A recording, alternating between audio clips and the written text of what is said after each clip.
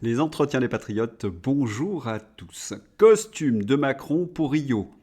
3 000 € en business class. Nakamura, Jeux Olympiques, 700 000 € le cachet. Avant de traiter ces informations et beaucoup d'autres, vous connaissez la coutume sur cette chaîne, je commence toujours mon entretien par remercier ceux qui m'ont permis de le faire, car ils m'ont financé à l'aide des merci rémunérateurs. Et aujourd'hui sont à l'honneur des fidèles parmi les fidèles. Laurent Ziran, BPER, Dambrine, Jean-Jacques, Thomas Bouchard, Chantal, Zanella, Philippe Bowen, Christian H et Bren. Merci à eux du fond du cœur. Et puis je tenais également à vous remercier pour votre fidélité inconditionnelle. C'est vous qui développez cette chaîne de réinformation, car vous levez le petit pouce, vous diffusez sur d'autres réseaux sociaux et vous écrivez de gentils messages. Merci à tous. Emmanuel Macron voyage au Brésil. Plus de 3 000 € pour faire voyager les costumes d'Emmanuel Macron jusqu'à Rio. Lors du déplacement présidentiel au Brésil, un membre de l'intendance élyséenne a réservé un siège d'avion en classe affaires uniquement pour disposer de housses contenant les complets du chef de l'État. Il me semble que François Fillon était tombé pour moins que cela. En période d'austérité, cela semble, indécent. J'espère que les costumes de Macron feront autant de bruit que le firent ceux de François Fillon. Faites du bruit. Les costumes du président voyagent en business class, mais les malades en affection longue durée verront leur remboursement réduit. Les chômeurs en longue durée verront leurs indemnités réduites par 2 et Emmanuel Macron dépense notre argent. Et il n'y a pas que de cette façon-là qu'il dépense notre argent de manière scandaleuse, les Jeux Olympiques. À Paris, les chantiers des Jeux Olympiques étaient censés coûter un peu moins d'1,4 milliard d'euros d'argent public, c'est-à-dire financés par nos impôts. Ce sera 333,8 millions d'euros de plus pour le contribuable. Et encore, ce n'est qu'une estimation à mi-parcours. Lorsque les Jeux Olympiques seront terminés, nous connaîtrons la somme. Et lorsque l'on regarde les précédents Jeux Olympiques, il faut multiplier cette somme de 338 millions par 2 ou 3. Oui, cela va coûter un pognon de dingue aux contribuables français en pleine période d'austérité. Mais qui gère les finances des Jeux Olympiques? Oh, des noms très connus. Et on comprend dans une certaine mesure ce qui se passe. On parle beaucoup des rémunérations du comité d'organisation des Jeux Olympiques. 300 000 € net en moyenne, 584 millions d'euros au total. J'y reviens dans un instant. Mais qui trouve-t-on dans les administrateurs de ce comité? Par exemple, Bernard Thibault, ex de la CGT, Geoffroy Roux de Bézieux, le MEDEF, et Michel Simès, celui qui a fait le sale boulot pour Emmanuel Macron. Manifestement, Emmanuel Macron a remercié par ses postes des gens qui l'avaient bien servi. Quant à la rémunération de Tony Estanguet, elle est purement scandaleuse. Toujours à l'affût du scandale, le magazine télévisé Complément d'enquête vient de s'en faire l'écho. L'ancien médaillé olympique de canoë, en poste depuis 7 ans, à la tête du comité d'organisation des Jeux 2024, gagne 300 000 € net par an, prime comprise, soit l'équivalent de 25 000 € par mois. Et qui va voler au secours de Tony Estanguet? Amélie Oudéa-Castéra. Et oui, qui mieux qu'Amélie Oudéa-Castéra pour justifier les salaires indécents du comité d'organisation des Jeux Olympiques? Vous ne voyez pas l'allusion? On reprend. La ministre, donc, Amélie Oudéa-Castéra, est pointée du doigt pour avoir édulcoré la réalité devant les députés le 16 novembre 2023, lorsque son importante rémunération d'ancienne directrice générale, 500 000 € annuels bruts, prime d'objectifs comprises, soit 356 440 € net de la Fédération française de tennis de mars 2021 à mars 2022, a été abordée. Dès le lendemain de son audition, Amélie Oudéa-Castéra avait écrit à la commission qui doit rendre son rapport mardi 23 janvier pour rectifier ses propos concernant les subventions publiques accordées à la Fédération française de tennis. Dans sa missive, elle reconnaissait que l'instance dirigeante du tennis percevait bien de l'argent public, contrairement à ce qu'elle avait soutenu la veille devant les parlementaires. Il n'y a pas d'argent du contribuable derrière ma rémunération, avait-elle affirmé lors de son audition. Nadja. Si je comprends bien, vous avez Amélie Oudéa-Castéra, qui est une menteuse professionnelle. Je vous renvoie également à ses mensonges sur Stanislas, qui a été pointé du doigt pour des rémunérations indécentes, avec de l'argent public, et qui vole au secours de Tony Estanguet qui se retrouve dans la même situation. Oui, cela paraît impossible, ubuesque, eh bien c'est la réalité de la Macronie. En tous les cas, c'est un véritable aveu de culpabilité pour Tony Estanguet. D'autant plus que les scandales se suivent dans ces Jeux Olympiques. Quand tu découvres que 40 000 bénévoles pour les Jeux Olympiques payent tous leurs frais de transport et d'hébergement pendant que Tony Estanguet, président des Jeux Olympiques 2024, touchera en moyenne 300 000 euros net durant 7 ans. Oui, ce sont des Jeux Olympiques populaires. J'entends certains me dire « Oui, mais il est le président des Jeux Olympiques, ce n'est pas n'importe qui ». On doit payer par rapport au prix du marché parce qu'un chef d'entreprise, en tout cas c'est le raisonnement que j'ai entendu dans la bouche des macronistes, touche parfois des rémunérations bien supérieures. Eh bien non, ça c'est n'importe quoi parce que les Jeux Olympiques, justement, ce n'est pas une entreprise. C'est une loi d'association 1901. Selon les chiffres communiqués par le COJOP, Tony Estanguet aurait perçu une rémunération annuelle de 270 000 euros bruts jusqu'en 2020.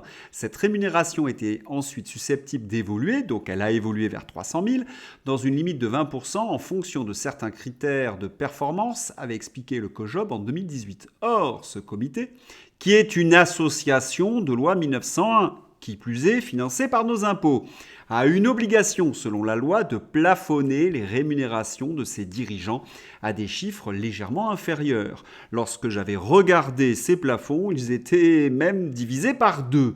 Un système de facturation dans le viseur des enquêteurs. Face à ce dilemme, Tony Estanguet aurait alors créé une société qui facture des prestations non commerciales au comité d'organisation, selon un article d'octobre dernier du Canard enchaîné, ce qui interroge sur le contrôle de la réalité et la qualité des prestations effectuées par la société de Tony Estanguet, poursuivait le palmipède. Et pourtant, les administrateurs des Jeux Olympiques n'ont rien trouvé de bizarre dans le salaire mirobolant, indécent voire illégal de Tony Estanguet. Bizarre, pas bizarre, je m'y connais en bizarre. Oh, comme le disait Francis Blanche, il jouait le rôle d'un espion russe dans Les Barbouzes. Excellent film avec Lino Ventura. En même temps, si je puis me permettre, lorsque l'on regarde le visage des administrateurs, on ne s'étonne plus de rien. Il n'y a pas seulement que la question du scandale financier, il y a également la question explosive de la sécurité des Jeux Olympiques. L'armée polonaise au secours de la France. Macron voulait guerroyer en Ukraine, c'est la Pologne qui vient nous aider à Paris. Oui, il y a quelque chose d'ubuesque là-dedans. Et les membres de la DGSI avertissent. Gérald Darmanin est briefé aujourd'hui par la DGSI qui va tenter de le convaincre de renoncer à la cérémonie d'ouverture des Jeux Olympiques telle qu'actée aujourd'hui. Il faut passer au plan B. Préconise-t-on, la menace du retour de commandos armés et du terrorisme de masse est très élevée. Mais qui est le responsable de cette situation ? Vous le savez, c'est Emmanuel Macron. J'avais déjà présenté cette vidéo de Thibaut de Montbrial dans un précédent entretien. Tous les responsables de la sécurité ont prévenu Emmanuel Macron que l'organisation de la cérémonie d'ouverture des Jeux Olympiques 2024, telle que prévue, était une folie, un pari sur la vie des spectateurs. Et son ego pathologique fait qu'il n'en démord pas. Ce président est un irresponsable parce qu'Emmanuel Macron veut sa grande cérémonie à sa propre gloire. Vous pourrez donc réécouter Thibaut de Montbrial, je vous remets la vidéo dans la description. Ce qui fait qu'aujourd'hui, les membres de la DGSI sont allés supplier Darmanin de passer au plan B. Voilà la situation des Jeux Olympiques sur le plan de la sécurité.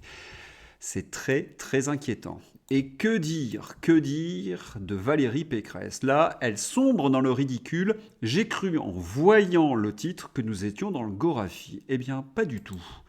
Le ticket de métro vendu à 4 € pour que personne n'en achète, assure Valérie Pécresse. Selon la présidente Les Républicains de la région Île-de-France, ce tarif devrait inciter les Franciliens à marcher plutôt qu'à emprunter les transports en commun pendant la période des Jeux. Actuellement, le prix du ticket de métro est fixé à 2,10 €. Je rappelle à Valérie Pécresse que les Franciliens qui empruntent le métro, généralement, c'est pour travailler. Sa phrase me fait penser à « Ils n'ont pas de pain, qu'ils mangent de la brioche ». Est-ce qu'elle a honte du prix du métro? Est-ce qu'elle est obligée de justifier cette augmentation par une argumentation débile? Oui, parce que c'est débile. Les transports en commun servent justement, comme leur nom l'indique, à se déplacer, et particulièrement pour ceux qui travaillent. Et on leur explique que leur transport en commun va être privatisé et qu'ils devront marcher. Je n'ai jamais vu une communication plus stupide. Oui, on a l'impression de lire du Gorafi. Les réseaux sociaux bruissent d'une rumeur. Aya Nakamura aurait demandé 700 000 € pour chanter lors de l'ouverture des Jeux Olympiques. Il se trouve que cette information n'est pas du tout confirmée. Alors, est-ce que c'est une rumeur? On va essayer d'en savoir plus. Et on va regarder les cachets d'Aya Nakamura lorsqu'elle se rend à un festival. Aya Nakamura, la somme énorme qu'elle demande pour un festival. Et voilà, Aya Nakamura demande entre 300 000 et 350 000 € pour une participation à un festival. 700 000 € pour chanter lors de l'ouverture des Jeux Olympiques paraît donc crédible. Mais pour l'instant, cette information n'est pas confirmée. À suivre donc. Dans la rubrique « Que fait l'ARCOM ?» Comment se fait-il que Pierre Servant, le Servant Garcia, puisse affirmer des choses aussi énormes sans qu'il y ait de sanctions? Attentat de Moscou, l'arrestation des 4 terroristes de 11 personnes au total, c'est du pipeau total, ça n'a strictement aucun sens, c'est une manipulation totale, affirme Pierre Servant. Et pourtant, à la une des journaux, même aux ordres, attentat de Moscou, l'État islamique confirme l'arrestation de 4 djihadistes par les forces russes. Les intervenants sur le plateau de LCU, vous le savez, n'ont pas comme objectif de vous expliquer le conflit entre la Russie et l'Ukraine. Non, leur objectif c'est exactement l'inverse, désinformation et propagande. On les entend à chaque fois vomir leur russophobie en direct. Colonels, généraux, ils viennent se prêter à ce triste jeu. Cela me fait penser un petit peu au général Alcazar dans Tintin. Ça, par exemple, le général Alcazar. Le général comment? Alcazar, je l'ai connu en Amérique du Sud. Je me demande à la suite de quels avatars il a fini par échouer sur la scène d'un music-hall. Eh bien, si on devait tracer un parallèle avec LCI, ces généraux finiront en effet au music-hall, parce qu'à force de faire les clowns, ils n'auront plus que ce métier. Un spécial remerciement au colonel HC pour ce bon mot, parce que c'est lui qui l'a trouvé. La réalité est toute différente. La Russie affirme que des preuves relient les attaquants des salles de concert à des nationalistes ukrainiens. Les enquêteurs russes affirment que les terroristes ont reçu d'importantes sommes d'argent et de crypto-monnaies d'Ukraine.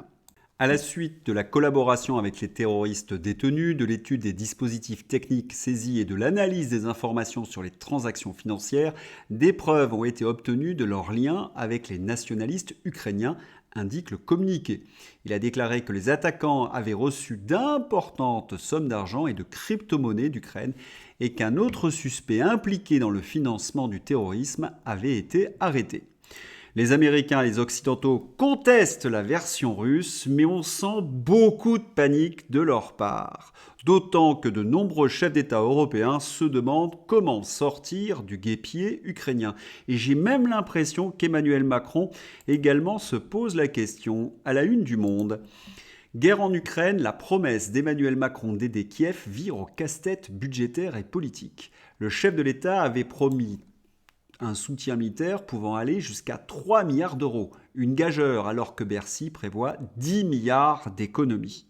Manifestement, l'argumentation financière développée par les journalistes de la réinformation, qui a été reprise, cette argumentation, par les hommes politiques d'opposition, a porté ses fruits. Les Français se détournent de plus en plus de l'Ukraine. Je vous ai montré le sondage dans mon précédent entretien. Et la presse aux ordres, eh bien, elle est obligée de faire la girouette. La presse aux ordres reprend nos raisonnements. C'est pas un indice de revirement, ça ?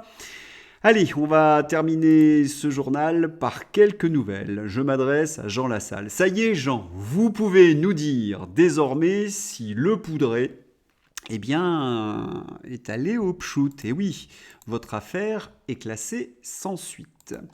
Dossier que nous avons traité plusieurs fois dans ces entretiens. Pourquoi tant de jeunes malades? Pourquoi tant de cancers chez les plus jeunes? En France, ces journalistes en sont aux questions. Outre-Rhin, ils en sont aux accusations. Je vous en dis plus la semaine prochaine dans un entretien. Le Figaro, enfin, relaie un de nos combats, la sexualisation des plus jeunes.